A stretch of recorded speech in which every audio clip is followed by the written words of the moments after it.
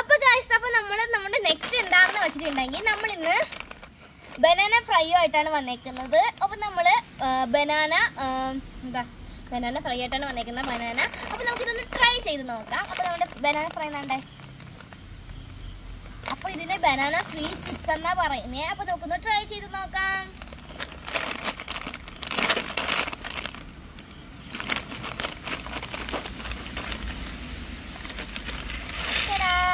അപ്പോൾ നമുക്കിതൊന്ന് കഴിച്ച് നോക്കാം.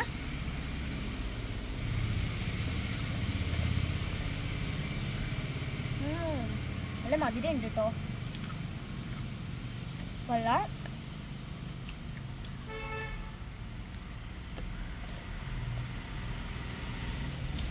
നല്ല ടേസ്റ്റ് ഉണ്ട്. നമ്മളുടെ ബനാനയുടെ അകത്ത് അഗ്രിയാണ്. അപ്പോൾ നിങ്ങൾക്ക് ഇഷ്ടമാണെങ്കിൽ കമൻറ്റ് ചെയ്യണം. എനിക്ക് എന്തായാലും ഇഷ്ടമായി. അപ്പോൾ വീഡിയോ ഇഷ്ടമായി എന്ത് ചെയ്യണം? ലൈക്ക്, സബ്സ്ക്രൈബ് ചെയ്യണം. പുതിയൊരു വീഡിയോ ആയിട്ട് വരുന്നത് വരെ ബൈ.